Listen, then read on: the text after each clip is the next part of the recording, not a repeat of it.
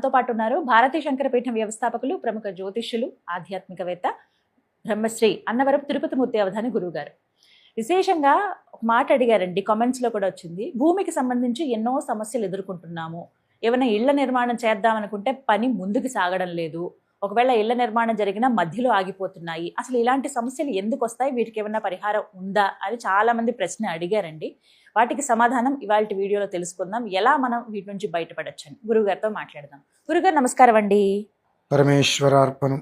భూమికి సంబంధించి చాలా సమస్యలు ఎదుర్కొంటున్నామని కొంతమంది అడుగుతూ ఉంటారండి. అంటే ఏం చేయాలి వీటికి పరిహారం? కొంతమంది ఏమో భూతగాదాలు కొన్ని ఏళ్లుగా ఉన్నవి, అసలు సమస్య తీరట్లేదండి అని. కొంతమంది కుటుంబ సభ్యుల మధ్యలోనే ఉంటుంది ఈ గొడవ. కొంతమంది రియల్ ఎస్టేట్ వ్యాపారులు ఉంటారు, భూమిని నమ్ముకుని జీవించే వాళ్ళు ఉంటారు. ఇలా రకరకాలుగా ఏదో ఒక రకంగా భూమికి సంబంధించి ఇష్యూస్ అనేవి అసలు ఎందుకు వస్తాయి, వీటి గురించి ముందు మాట్లాడదాం. ప్రతి విషయము చూసుకుంటే జన్మతఃగా కేవలము భూతగాద అనేటువంటిది ఇంగ్లీష్ పదాల్లో చెప్పాలంటే ఇగో, తెలుగులో అహంకారం. ఆ అహంకారం అనేటువంటిది పెరిగిపోవటం వలన, నాది అనేటువంటి ఒక స్థితి రావటం వలన, తన మన అనేటువంటి భావన లేకుండా అన్నతమ్ముల మధ్య కూడా అన్నాన్ని చంపడానికి కూడా సిద్ధపడ్డారు. అంటే మీరు నమ్మటం నమ్మకపోవటం అది విషయం. నేను ప్రత్యక్షంగా చూశా. నా దగ్గరికి చాలా మంది వచ్చారు, గురుగారు ఇలా ఉంది, మా తమ్ముడు ఇలా చేస్తున్నాడు. ఇలా పోనీ నా ఉద్దేశం ఏమంటాను, ఏకోదరులు అన్నతమ్ములు ఇద్దరు, తమ్ముడిని అన్న ఎత్తుకుని పెంచాడు, ఎకరం పోతే నష్టమే ఉంది అనే ఆలోచన నాది. కానీ బయట వాతావరణం ఎలా ఉందంటే ఎకరం కాదు, ఒక అడుగు కూడా వదలటానికి వీలు లేదు. పోనీ పోతూ పోతూ తీసుకెళ్లేదేం లేదు. ఇలా కేవలం కూడా అహంకారం ఒకటి. జనాలు ఎరా నిన్ను మీ వాళ్ళు మోసం చేస్తున్నారు, నేను తటివాడు లేడు, నువ్వు ఇలా మోసపోతే ఎట్లా అని చెప్పుడు మాటలు విని తప్పుడు నిర్ణయాలు తీసుకొని చక్కగా ఉండేటువంటి బంధాన్ని కేవలం డబ్బు, స్థలం అనేటువంటి ఒక రెండు అక్షరాల కోసం అని చెప్పి కుటుంబాలు సర్వనాశనం చేసుకున్నటువంటి స్థితి మనం తెల్లవారులేస్తే చూస్తూనే ఉన్నాం. ఇది ఒకటైతే, కర్మ ప్రారంధవశాత్తు కొంతమంది అంటే మాకు నిత్యం వచ్చేటువంటి ఫోన్స్ ఇవేనండి. 100 మంది కాల్స్ చేశారంటే అందులో ఒక 80 మంది స్థలాల గురించి. నేను సమయం ఉంటుందని ఎప్పటికప్పుడు వాళ్ళని, ఎందువల్లంటే ఒక స్థలం గురించి మనం ఏదైనా చేయాలంటే అమోఘమైన ఖర్చు అవుతుందండి. వాళ్ళు నార్మల్గానే సమస్యలో ఉన్నప్పుడు ఇంకా వాళ్ళ ఎత్తి మీద పిడుగుపరచడం కరెక్ట్ కాదు. ప్రతిదానికి ఒక పర్జన్య కాలం అనేటువంటిది వస్తుంది. ఆ వచ్చిన కాలాన్ని మనం తీసుకోగలిగితే ఈ భూ అనేటువంటి విషయంలో, స్థిరాస్తి విషయంలో కుటుంబ తగాదాలు పడుతూ శంకుస్థాపన చేసిన తర్వాత కూడా కొంతమంది ఇల్లు ఆగిపోతాయి, కొంతమంది 1-2 ఫ్లోర్లు వేస్తారు, ఆగిపోతుంది. కర్మ ప్రారంధము, కొంతమంది లక్షల రూపాయలు తీసుకొచ్చి ఇంటికి పెడుతూనే ఉంటాడు, అది దాహంలాగా తాగుతూనే ఉంటుంది, కానీ అది వృద్ధి రాదు. ఎంత ఖర్చు పెట్టామో అని చెప్పి ఇలాంటివి చెబుతూ ఉంటారు. ఇటువంటి వాళ్ళందరికీ కూడా భగవంతుడు ఏదో ఒక రూపాన్ని ఇస్తూ ఉంటాడండి. ఆ సమయం కూడా ప్రకోపం లేకుండా ప్రశాంత వివరములో, పురుషోత్తమ గమనములో ఈ ఒక కారణరీత్యా భూమి మీద అనేక రకాల సమస్యలు ఉత్పన్నం అవుతున్నాయి అన్నప్పుడు అదే భూమిని కాపాడేటువంటి ప్రయత్నంగా భగవంతుడు ఒక నిర్ణయం తీసుకుంటాడమ్మా. అది ఎప్పుడుకో కానీ ఆ యోగం రాదు. అటువంటి యోగం అయితే మనకు రేపు 6వ తారీఖు ఒకటి ఉందమ్మా, జూన్ 6. ఆ షష్ఠీ శనివారము శ్రవణ నక్షత్ర, సూర్యోదయ శ్రవణ నక్షత్రం, సూర్యోదయానికి శ్రవణ నక్షత్రంతో పూర్తవుతుంది. ఆ గమనములో భూ వరాహస్వామి వారికి చేసే అర్చనమ్మ. భూ వరాహస్వామి, వరాహస్వామి వారి గురించి మనం చెప్పుకోవాలి అని అంటే మధ్య కూర్మ వరాహశ్చ అని చెప్పి 3వ అవతారం దశావతారాల్లో. వారాహి కాదండి, వరాహమూర్తి. హిరణ్యాక్షుడు, ఇందాక మీకు ఒక మాట చెప్పా, కేవలం అహంకారంతో డబ్బు అనేటువంటి దాంట్లో హింసకి గురి చేస్తూ ఉంటారని చెప్పి ఆ ప్రధానం అక్కడి నుంచి వచ్చింది, హిరణ్యాక్ష హిరణ్యకశిపుల నుంచి. ఇక నాది నీదే లేదు, అధికారం కావాలి మాకు, పెత్తనం మాకు కావాలి, నువ్వు ఉంటే ఎంత పోతే ఎంత అనేటువంటి స్థితి గమనంలో మూర్ఖంగా వ్యవహరించేటువంటి స్థితి. అంటే ఇటువంటి జన్మలు ఎందుకు వస్తాయి అని అంటే ఇది ఇక్కడ చెప్పకూడదు కానీ అవసరం, భవిష్యత్ రాళ్ళు రాకూడదు అనుకుంటే ఉదయం పూట దైవారాధన చేయాలి, మాధ్యాహ్నిక సమయంలో సంపద కోసం వ్యాపార ప్రయత్నాలు చేసుకోవాలి, రాత్రి సమయంలో సాంసారిక జీవితాన్ని అనుభవించాలి. ఈ ఉదయం కానీ మాధ్యాహ్నం సమయంలో సంధ్యా సమయంలో సాంసారిక జీవితం ద్వారా సంతానం కనుక కలిగినట్లయితే ఈ తత్వం కలుగుతుంది వాళ్ళకి. రాక్షస ప్రవృత్తి కలుగుతారు వాళ్ళు. ఇక తల్లి తండ్రి అనేటువంటి ఒక ఆలోచన కూడా వాళ్ళకి ఉండదు. ఆ కన్న పిల్లల ద్వారా ఆ తల్లిదండ్రులు ప్రత్యక్ష నరకాన్ని అనుభవిస్తూ ఉంటారు. ఈ గమనం వచ్చినప్పుడు ఇటువంటి స్థితిలో జన్మించిన వారే హిరణ్యాక్షులు.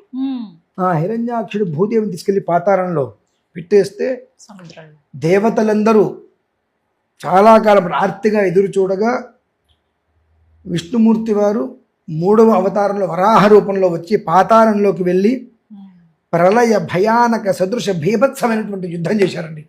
శతాబ్దాల పాటు చేసి ఆయన్ని సంహరించి ఆ భూదేవిని పైకి తీసుకొచ్చారు ఆయన. అంత గొప్ప వృత్తాంతం ఉంది. కానీ మనకు ఏది ధర్మము ఏది అధర్మము ఏది మనం తెలుసుకోవాలనే విషయాన్ని కూడా మనం తెలుసుకోలేకపోతున్నాం. ఇవాళ భూమి మీద సమస్యలు వస్తున్నాయి అంటే ఎన్నో రకాల కారణాలు ఉంటాయి దానికి. అవన్నీ మనకు తెలియదు. ఏదో ఉంది. కేవలం ప్రధానమైన కారణం ఏంటంటే అహంకారం, ఆధిపత్యం, నాది, నేను అనేటువంటి ఒక దృక్ప్రభావం ఎందుకు వస్తుంటే దానికి గమనాలు వేరే ఉంటాయి. మళ్ళీ దీని నుంచి బయటికి రావాలి అంటే 6వ తారీఖు రోజు నాడు ఖచ్చితంగా, అది కూడా మనకు షష్ఠి అండి, అధిక జ్యేష్ఠము. అధిక జ్యేష్ఠము అంటే జ్యేష్ఠం శ్రేష్ఠ గుణైర్యుక్తం ప్రియం దశరథస్తుతం రాముడు వారిని అంటారండి. జ్యేష్ఠం శ్రేష్ఠ గుణైర్యుక్తం అంటే అంతటి గుణవంతుడు ఇంకెక్కడా లేడు. ఎవరున్నారంటే ప్రియం దశరథస్తుతం అని చెప్పి ఆ ఒక్క రాముడు వారు మహానుభావుడు. ఆ అంశలో వచ్చేటువంటి విధానంలో విష్ణుమూర్తి యొక్క దశావతారాల్లో వచ్చేటువంటి ఒక అంశ తృతీయాంశ వరాహం. అందులోనూ కూడా ఇప్పుడు వచ్చినటువంటి అధిక జ్యేష్ఠం. జ్యేష్ఠము అనంటే గొప్పది అని, అధిక మాసము అనగా అది పురుషోత్తమ మాసం. ఈ అధిక మాసమునందు ఎక్కడైనా తెలుసో తెలియకో అనుకోకుండానో వీళ్ళు అనకపోతే వీళ్ళు కొడతారు తిడతారు అనైనా సరే భగవన్నామస్మరణ ఒక్కసారి చేస్తే లక్షల రూపంలో ఫలితం వస్తుందండి. అంత విశేషమైంది అధిక జ్యేష్ఠం. మరలా మనం అధిక జ్యేష్ఠం చూడాలి అంటే దరిదాపుగా నక్షత్రకాలం పడుతుంది. అంటే 27-28 సంవత్సరాల పైనే పడుతుంది. అధిక మాసాలు అనేకం వస్తాయి. అధిక మాసాలు అనేకం వస్తాయి. శ్రేష్టముతో కూడినటువంటి జ్యేష్ఠము రావటము ఇది ఒక విశేషమైతే, ఈ జ్యేష్ఠమే కర్కాటక లగ్న విధానాన్ని తీసుకొని, అంటే ఇప్పుడు మనకు సంక్రమణం నడుస్తుంది. ఆ సంక్రమణం ద్వారా బృహస్పతి అడుగుపెట్టి మంచి ఉచ్చస్థితిలో యమునా పుష్కరాలు కూడా రావడం అనేటువంటి జరుగుతుంది. ఇంత యోగం అనేటువంటిది సామాన్యంగా అయితే కనుక మనిషికి అందుబాటులో ఉండేటువంటిది కాదు. సప్త జన్మ కృతం పాపం, ఏదో కర్మలో ఏదో జన్మలో చేసినటువంటి పాపం అనేటువంటిది ఇప్పటి వరకు కూడా ఆ వ్యాధి రూపంలోనూ ఏదో ఒక రూపంలో మనం అనుభవిస్తూ వస్తున్నాం. వాటిలన్నింటినీ కూడా ఏకాహని అంటే ఒక ఉదయం ఒక సాయంత్రం సమయానికి దాన్ని పూర్తి చేసుకున్నటువంటి స్థితి ఆ రోజు మనకు ఏర్పడుతుందమ్మా. కాబట్టి ప్రతి ఒక్కరూ కూడా ఖచ్చితంగా స్థలం భూమి అనేటువంటి దాంట్లో అది చిన్నదైనా పెద్దదైన సమస్య ఎంతదైనప్పటికీ కూడా భూమికి సంబంధించిన ఇబ్బందిని అనుభవిస్తున్నాము. 2 శంకుస్థాపన చేసి ఇల్లు పూర్తవలేకపోతున్నాం, దాని నుంచి ఇబ్బందులు అనుభవిస్తున్నాము. ఇల్లు కట్టాము, 1-2 అంతస్తులు వేసాము, దాగిపోయింది. ఎంత డబ్బు తెస్తున్నా అది ముందుకు వెళ్ళట్లా, అక్కడ డబ్బు తినేస్తుంది అనేటువంటి స్థితి.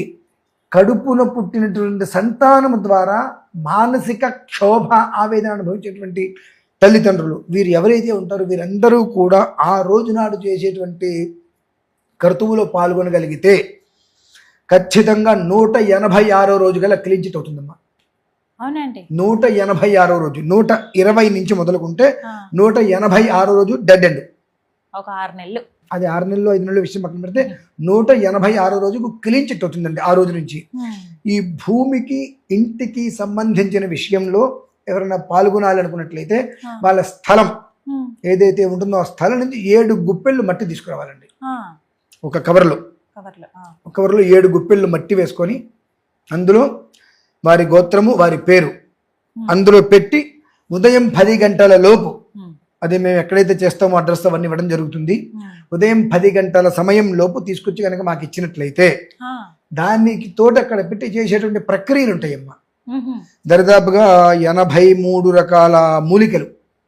అందులో చాలా ఉత్కృష్టమైనటువంటిది మనకు ఇంచుమించు 36 సంవత్సరాలు ఒకటి, 72 సంవత్సరాలు ఒకటి భూమిలో అవి కాపు వస్తుంది. దాని నుంచి బయటికి తీస్తారు. ఆ ద్రవ్యాలతో అర్చన చేసిన తర్వాత అది తిరిగి ఆ మట్టి మళ్ళీ వాళ్ళకి మేము ఇస్తాము. ఆ కాగితం ఎందుకు పెట్టమన్నామంటే గుర్తు కోసం.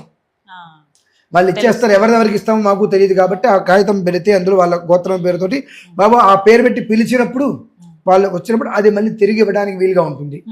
ఉదయం 11 గంటల సమయంలో స్వామివారికి చక్రార్చన జరుగుతుందండి. ఇందులో కూర్చున్న వాళ్ళకి విశేషంగా వాళ్ళు ఇంకొక వస్త్రాలు కూడా తెచ్చుకోవాలి. అవభృత స్నానం కూడా ఉంటుందండి.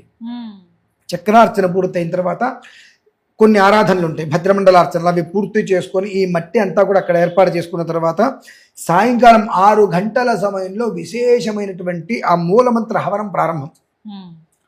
చాలా మంది ఎప్పటి నుంచో అడుగుతున్నారు, ప్రతి శివరాత్రికి అగ్నిహోత్రంలో దిగుతారు కదండి, ఈసారి మీరు మళ్ళీ ఎప్పుడు అనేటువంటి ఆ భగవంతుడు ఆ రోజు అవకాశం ఇచ్చాడు. ఆ రోజు నాడు సాయంత్రం సంధ్యా సమయంలో అగ్నిహోత్రంలోకి దిగి ఆ హోమం పూర్తి చేసుకున్న తర్వాత బయటకు వచ్చి మిగిలినటువంటి హోమాన్ని పూర్తి చేసిన పిదప ఆ ఒక్క మట్టి ఏదైతే ఉందో అందులో మేము కలపవలసినటువంటి ద్రవ్యాలు కలిపి వారికి ఇవ్వడం జరుగుతుంది. దాన్ని ఏం చెయ్యాలో అప్పుడు వారికి మేము వివరిస్తాము. అది తీసుకొని వారు మేము చెప్పిన విధానాన్ని అనుసరించినట్లయితే 186 రోజు డెడ్ అండి. అది 30 సంవత్సరాల నుంచి 40 సంవత్సరాలుగా 50 సంవత్సరాలుగా 100 ఏళ్ళగా కోర్టులో అది నాంతు రావచ్చేమో, క్లీన్ చిట్ వచ్చేస్తుంది. ఎందువల్లనంటే ఇదే అధిక మాసంలో అదే ప్రక్రియలో ఇది మళ్ళీ వస్తుందా మనం చూస్తామంటే చెప్పలేము. యోగోధ్యానం సదా సాంఖ్యం విద్యా శిల్పాధికర్మ చ. ఏదైనా రాని దాని కోసం మనం ఎదురు చూడటం కన్నా వచ్చినటువంటి దాన్ని మనం సద్వినియోగం చేసుకొని పట్టుకోవడం. ఇంకొక మాటగా చెప్పాలి అంటే పెద్ద గాలివాన తుఫానుతో పెద్ద పెద్ద చెట్లనే పడేసినటువంటి భగవంతుడు మళ్ళీ మొలకెత్తమని చెప్పి వర్షాన్ని ఇస్తాడండి, వాన జరుపులు ఇస్తాడు. దీన్ని ఆ రకంగా తీసుకోగలగాలి. ఎంతో రకాలుగా మనం ప్రయత్నాలు చేసాము, అయిపోయింది. అది మనం కోల్పోలేదో మనకు వస్తున్నదో తెలియట్లేదు కదా. ఒక్క చివరి ప్రయత్నంగా ఇది చినుకులు మళ్ళీ ఆ బీజం మొలకెత్తడానికి అనుకుని ఒక ప్రయత్నం చేస్తే 186 రోజులకి మొత్తం క్లీన్ చిట్ అవుతారు. భూవరాహ యజ్ఞం. అవునండి. చక్కగా వివరించారు, ధన్యవాదాలు గురువు గారు. ఎవరైతే జూన్ 6వ తారీఖున జరగబోయేటువంటి భూవరాహ యజ్ఞంలో పాల్గొనాలనుకుంటారో స్క్రీన్ మీద నెంబర్ ఇవ్వడం జరుగుతుందంటే ఒకసారి కాల్ చేసి పూర్తి వివరాలు కనుక్కోండి. మీరు ప్రత్యక్షంగా అందరూ రావాల్సి ఉంటుంది. ఎవరైతే ఇలా ఇళ్ళు మధ్యలో ఆగిపోయిన వాళ్ళు, భూమికి సంబంధించి కొన్ని సమస్యలు మేము ఎదుర్కొంటున్నాం కొన్నేళ్లుగా అన్నవాళ్ళు ప్రత్యక్షంగా మీరు పాల్గొనొచ్చండి. ఎక్కడ ఏమిటనే వివరాలన్నీ కూడా మీకు కాల్ చేయడం ద్వారా అందిస్తారు. స్క్రీన్ మీద కనబడుతున్న నెంబర్కు కాల్ చేయండి. నమస్కారం.